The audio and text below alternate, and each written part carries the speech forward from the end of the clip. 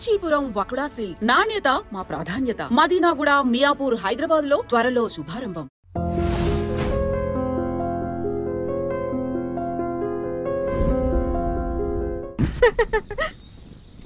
ఏంటే చెల్లెలి పెళ్లి శుభలేక? అవునండి, ఆగమేఘాల మీద అచ్చొత్తిచ్చానండి లగ్న పత్రికలు. తమరు దగ్గరుండి జరిపించాలి పెళ్లి. శుభం, తప్పకుండా జరిపిస్తా. ఇక అన్నట్టు పెళ్లి పనులకి ఎవరైనా మనుషులు తక్కువైతే చెప్పు, నా కొడుకు బుల్లిరాజు గారిని పంపిస్తా. చింతకాయం కాదు, మా ఇంటి నిండా బోల్డ్ మంది పనోళ్ళు పాలేర్లు. అసలే మాది ఇప్పుడు తొరల వంశం. వస్తానండి, అవతల బోల్డ్ మందికి వంచాలి లగ్న పత్రికలు. సెంతకాయలు అమ్ముకునేదానికి సిరిమాలత్యం పడితే సెంతకాయని చూసి సి వంకర టెంకరగా ఉంది, ఇదేం కాయా అని అడిగిందంట. అట్టుంది దీని కథ. డాడీ ఏంట్రా ఇది విషయం, ఇది కిరసనాయలు, ఇది తాడు. అర్జెంట్ గా చచ్చిపోవాలంటే ఈ మూడిట్లో ఏది బెటర్ చెప్పు డాడీ. ఈ ఇసం తాగి ఈ కిరసనాయలు మీద వేసుకుని ఈ తాడు ఊరేసుకుని అగ్గిపూల లపక్కన వెలిగించుకున్నారనుకో, టపక్కన ఎగిరిపోతారా. అవును, ఎంతకీ ఈ ఏర్పాట్లన్నీ ఎవరి సాగు కోసమో? నేనే ఆత్మహత్య చేసుకుందాం అనుకుంటున్నాను. నా బావి పేసినంట, నువ్వు బతికొండంగానే నీ ముఖం పగలు చూస్తే రేత్రి కల్లోకి వస్తుంది. అట్టానికి నువ్వు సచ్చి దెయ్యమయ్యావనుకో, దెయ్యాలు కూడా బెదిరి సస్తాయి. నువ్వు సచ్చకరా. చచ్చుతా సచ్చకరా. నేను చచ్చుతా. అయినా అంత అర్జెంట్ గా సత్తాల్సిన కారణం నీకేంట్రా ఇప్పుడు? ఎందుక నేను ఆ పిల్లని లవ్ చేశా. ఆ పిల్లను నేను పెళ్లి చేసుకుంటానంటే నువ్వు నో అంటావు. నేను నీ మాట వినను అంటే ఆ ఆస్తి కవర్ ఎవరికైనా ఇచ్చేస్తాను అంటావు. నువ్వు ఇచ్చేసే ఆస్తి కవర్ కంటే నేను ఇచ్చేసిన మనసే నాకు ముఖ్యం. అందుకే నేను చచ్చుతా. అదే విషయం. ఓరు నా బొగ్గుకొండ, నువ్వు ప్రెసిడెంట్ అవడం నాకు కావాలి గాని పేడెత్తుకునే అమ్మాయిని తీసుకొచ్చి నానా నేను దీన్ని ప్రేమించాను అని చెప్పు, నేను చేయకపోతాను. అవును, ఎంతకే ఎవరమ్మాయి? ఒకటే అట్లా సిగ్గుపడబాకరా, చాలా సండాలంగా ఉంది. ఎవరో చెప్పు. అది అది జానకమ్మ. ఏంటి జానకమ్మ? అమ్మా, నీ గని పిచ్చిగా నెక్కిందంట్రా. నా వయసావిని నువ్వు ప్రేమించడమేట్రా? జానకమ్మ కాదు డాడీ, ఆవిడ మనవరాలు సౌందర్యను ఆవిడ మనవరాలా? నా ఎదుకల్లో నా బొగ్గుకొండ కదే. రే, జానకమ్మ గారితో ఇయ్యమందడం అంటే నేను మాత్రం కాదంటని చెప్పు. వెంటనే వెళ్ళి వాళ్ళతో మాట్లాడి ఆ ముఖరథం పెట్టించుకొస్తా. అబ్బా, కింద ఒత్తులు తీసేసి ప్రాణాలు తీసేస్తున్నావు డాడీ. ముఖరథం కాదు డాడీ, ముహూర్తము. ముహూర్తము అదేలా ముఖరథము, అదే పెట్టించుకొస్తా. డాడీ, నేను ఇంకో డాడీ కాకుండా నీకే పుట్టినందుకు నాకు పిచ్చి హ్యాపీగా ఉంది డాడీ. ఆనందమానందమాయనే ఈ అందగాడు పెళ్లి కొడుకాయనే. తాతబ్బాయి గారు, ఈ శుభ సమయంలో మీకు విషయం చెప్పాలండి. మా బుల్లిరాజు గారు పుట్టినప్పుడు నా గురించి డాడీ చెప్పు చెప్పు. మా బుల్లిరాజు గారు పుట్టినప్పుడు మా ఆవిడికి పురుడు పోసిన మంత్రసాని చూసి పుట్టింది పంది పిల్లేమో అనుకుని అని అడిచి ముడిచిపోయిందండి. డాడీ ఇప్పుడు ఎవరినెందుకు? ఊరుకోవా, మన జీవితాల్లో గొప్ప ఈ చిత్రాలు జరిగినప్పుడు 10 మందికి చెప్పుకోవాలా. ఇప్పుడు మంత్రసాని మూర్చిపోయింది కదండి. ఇకపోతే మా ఆవిడ ఎట్టండి సేపుల్లే నా కొడుకుని కన్నానని బెంగపడి పురిటి స్థానం అవ్వకముందే చచ్చిపోయిందండి. డాడీ, నేను నీ కడుపున పుట్టపట్ట కదా నాకు ఈ ఫేస్ వచ్చింది. నేను ఇంకొక నాన్నకు పుట్టిన అందంగా నన్ను పుట్టుండేవాడిని. ఇక చూడు, కాకి పిల్ల కాకి ముద్దురా. నీ మొహం ఎప్పుడు నాకు ముద్దొత్తనే ఉంటుందిరా కన్నా. ఇకపోతే మా ఆవిడ చచ్చిపోయింది కదండి. ఈయన్ని ఎత్తుకోవడానికి వచ్చిన పని పిల్లలండి. ఈయన చూసి దడుచుకుని పరుగో పారిపోయేవారండి. అసలు ఈడికి ఈ జన్మలో పెళ్ళవుద్దా అని నేను ఆడవని రోజు లేదనుకోండి. అట్లాంటిది మా బుల్లిరాజు గారికి మీ అమ్మాయితో పెళ్లి కుదరటం నిజంగా మా అదృష్టం కదండి. ఎంత మాట, మీలాంటి వారితో వీయమంతరం మా అదృష్టం. అలాగే అంత మాట్లాడతారు. పొంతులు గారు మొకరథం పెట్టేయండి. అయ్యా, ఈనాటికి సరిగ్గా 4వ రోజుకు ఓ మంచి దివ్యమైన ముహూర్తం ఉంది. అయితే అదే కాయ చేసేయండి. ఏంటండి అట్లాగే? ఏమనే, మా ఓడికి పెళ్లి ఖాయమైతే మా నూరు దేవాలయంలో దేవుడికి అభిషేకం చేయిస్తానని మొక్కుకున్నానంటే ఆ అభిషేకం ఇలా జరిపిస్తున్నాను. మీరందరూ పెళ్లి కూతురు తీసుకుని తప్పకుండా రావాలి. అమ్మో జానకమ్మ, నువ్వు కూడా తప్పకుండా రావాలి. ఎంత మాట, తప్పకుండా వస్తాను. తగినమ్మా, వస్తానండి. మంచిది. అమ్మా, పల్నాటి నాగమ్మ లెవెల్లో పథకాలేసి ఈ పెళ్లిని తెరగొడదామని చూసావు. అది తెలుసుకోలేనంత ఎదవని కాదు నేను. మీ అందరికీ తెల్లారదాకా టైం ఇస్తున్నా. నా కొడుకుని ఎక్కడ దాచారో చెప్పకపోతే మీ అందరి బతుకులు తెల్లారిపోతాయి. నిజంగా బుల్రాజు అయ్యాడో మాకు తెలియదండి. నేను ఇంకేమీ దలుచుకోలేదు. మీకు ఇచ్చిన గడువు లోపల మీరు నిజం చెప్పాలి, అదే నేను వినాలి, అంతే.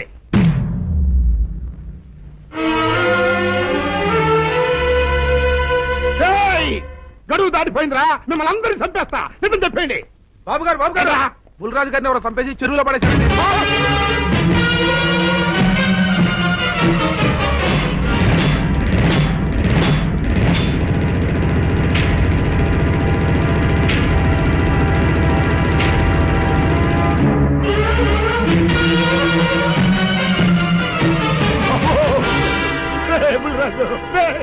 ధర్మానికి మారుపేరైన మీ కన్న కొడుకు మీద ఎవరు పగ పెంచుకున్నారో గాని మొహం నామరూపాలు లేకుండా చెక్కేశారు బా.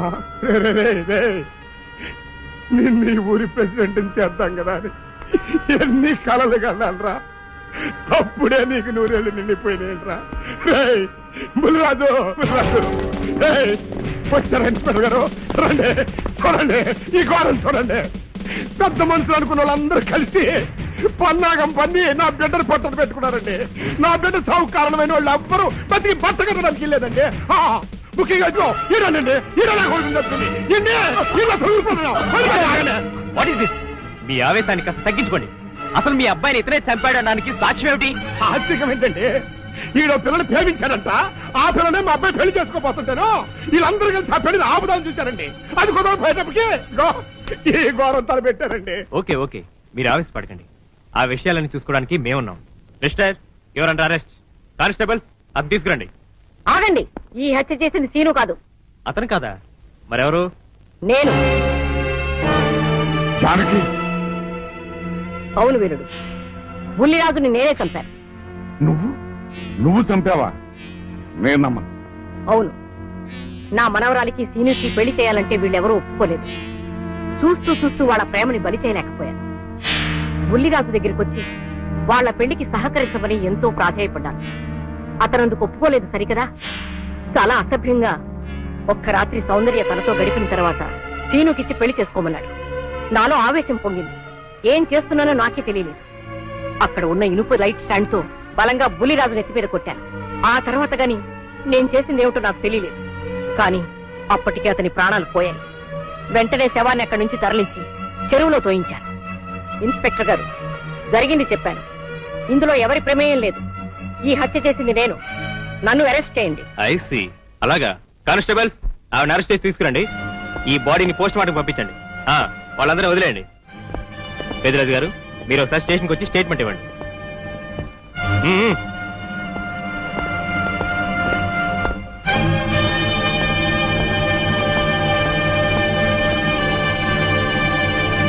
చెప్పు జానకి, ఏం చేయాలో చెప్పు.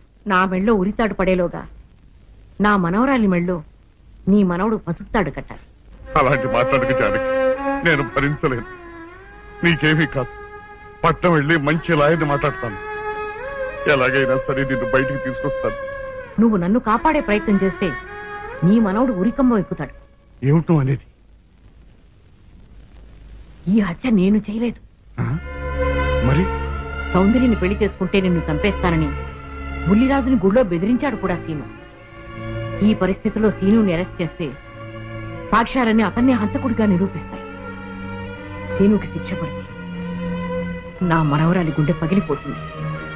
అందుకే ఆ జంట దూరం కాకూడదని ఈ హత్య నేనే చేశానని నేరం నా మీద వేసుకున్నాను.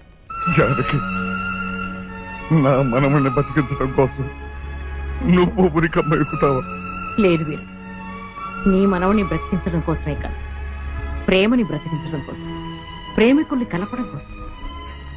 జానకి సార్, మనుషులు శాశ్వతం కాదు వీరు, ప్రేమ ఒక్కటే శాశ్వతం. మన ప్రాణాలిచ్చైనా ప్రేమని బ్రతికించాలి, వాడిని దంపతులు చెయ్యాలి. అదే నా కోరిక. చేస్తావు కదూ?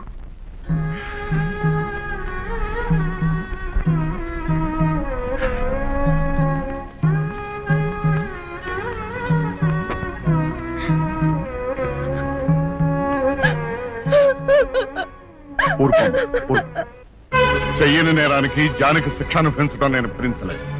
ఆమె చేసిన త్యాగానికి మన కుటుంబం మొత్తం తరతరాలుగా సేవ చేసిన ఆమె రుణం చేరు. మనం వెంటనే పట్టణం వెళ్ళి మంచి లాయర్ని మాట్లాడు. నా ఆస్తి మొత్తం పోయినా సరే జానకిని మాత్రం కాపాడాలి. ఏ రైతు పట్టణం వెళ్తానికి లేదు, జానకమ్మని కాపాడడానికి లేదురా. ఏ మనవరాలి కోసమైతే నా ఒక్కగానొక్క కొడుకుని పొట్టలు పెట్టుకుని నా కడుపులో చిచ్చు రేపిందో ఆ మనవరాలి ఇంకా బతకడానికి లేదు. అది ఎక్కడ కనపడితే అక్కడ ముక్కలు ముక్కలు కింద నరికేయండి.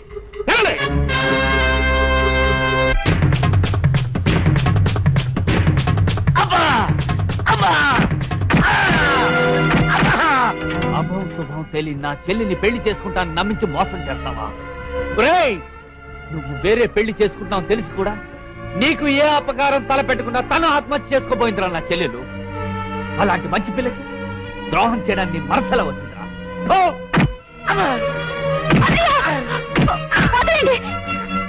పుల్లిరాజుని జానకమ్మ చంపేసిందనుకుని సౌందర్యని సీనుని చంపమని మనుషుల్ని పంపిస్తున్నాడు పెద్దరాజు.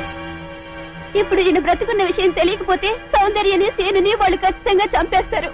వాళ్ళు పోతే జానకమ్మ వేరే ధర బ్రతకలేరన్నయ్య. పుల్లిరాజు నన్ను పెళ్లి చేసుకోపోయినా పర్వాలేదు, నా జీవితం నాశనం అయిపోయినా పర్వాలేదు. ఇంతమంది చావలి కాడు నేను కాకూడదన్నయ్యా. పుల్లిరాజు బ్రతికే ఉన్నాడన్న విషయం పెద్దరాజుకి చెప్పండి అన్నయ్యా, చెప్పండి. వినరా విను, ఇంత జరిగినా అది ఇంకా నీ మంచే కోరుకుంటాను. ఇప్పటికైనా కళ్ళు తెరవు. రాయ్ ఈ నీడ్ బాబు కప్ చెప్పండి రా. ప్రెసిడెంట్ గారి మనుషులు సౌందర్యం తీసుకుపోతున్నారు. మన సీని గారి స్నేహితులు వాళ్ళతో కలబడ్డారు. రండి రండి.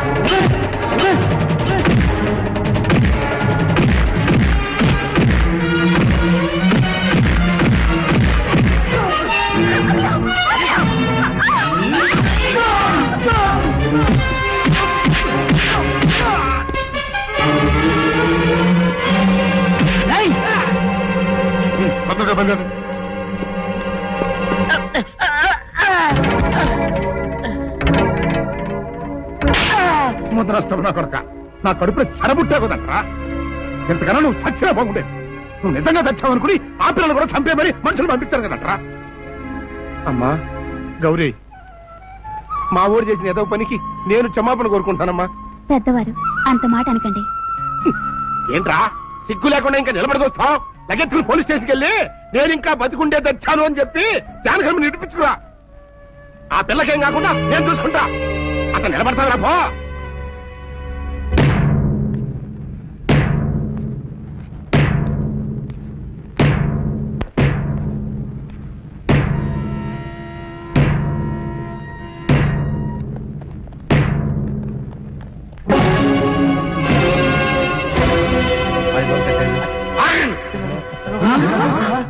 అడుగు ముందుకు వేశారో తలకాయలు పుచ్చకాయలా ఎగిరిపోతాయి. బాబు మీరు ఇక్కడే ఉన్నాడు, వాళ్ళ అంతు చూస్తాను. ఒరే పెద్దిరాజు, నీ బలగాన్ని వెంటేసుకొస్తే నేను బెదిరిపోయి నా మనవన్నే మనవరాలు నీకు అప్పగిస్తాననుకున్నావురా? ఎరగరా ఆవేశం తగ్గించే కాస్త నేను చెప్పేది ఇరవయా. దమ్ములుంటే మగాడు అనేవాడు ముందుకు రండిరా. ఈ వీరగారు సత్తాయుడో చూపిస్తాను. ఇప్పించుకోండి బాబు.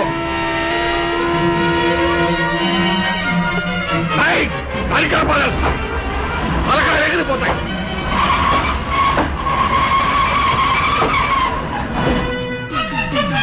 నేను అమ్మాయి మీరు ఎక్కడ ఎక్కడ మీరు వీళ్ళ సంగతి చూస్తాను.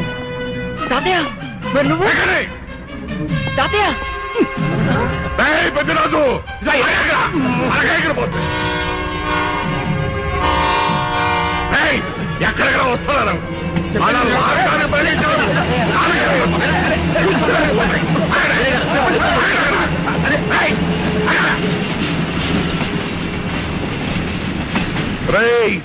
నా మనవడు మనవరాలు ప్రేమ పౌరాల్లా ఎగిరిపోయారా. వాళ్ళ పెళ్లి ఎవడాపుతాడో ఇప్పుడు ఆపండిరా. వీరుడు నేనే వాడిని దింపేశాను. వీరుడు నీకిచ్చిన మాటను కనీసం ఇప్పుడైనా నిలబెట్టుకుందాం అనుకుంటే ఎందుకు దించావు జానకి? బుల్లిరాజు బ్రతికినాడు తాతయ్య. బుల్లిరాజు బతికే ఉన్నాడా? అదిగో నిక్షేపంలా ఉన్నాడు మా అల్లుడు గారు. బుల్లిరాజు నీ అల్లుడా? అవును వీరయ్యా, మా ఊరు పెళ్లి చేసుకోవాల్సింది జానకమ్మ గారి మనవరాలి కాదు, ఈ పంతులు గారి కూతుర్ని. విద్యార్థి వచ్చానేమో నువ్వేమో ఖర్చు ఎవరేం మాట్లాడుతారో నాకు అర్థం చేస్తాక అయితే త్వరగా వెళ్ళారండి. అందరం కలిసి పెళ్లి ఏర్పాట్లు అక్కడే చేద్దాం. ఈ కథ భరేస్తానులే.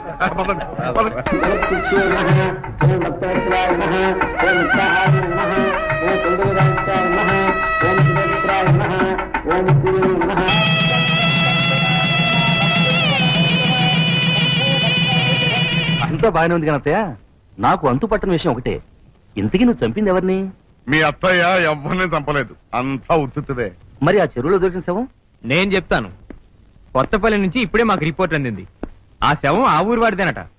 పెళ్లి కొడుకు తరపు వాళ్ళకి పెళ్లి కూతురు తరపు వాళ్ళకి జరిగిన ఘర్షణలో అతను చంపేసి ఆ శవాన్ని మీ ఊరి చెరువులో పారేశారట. అది విషయం.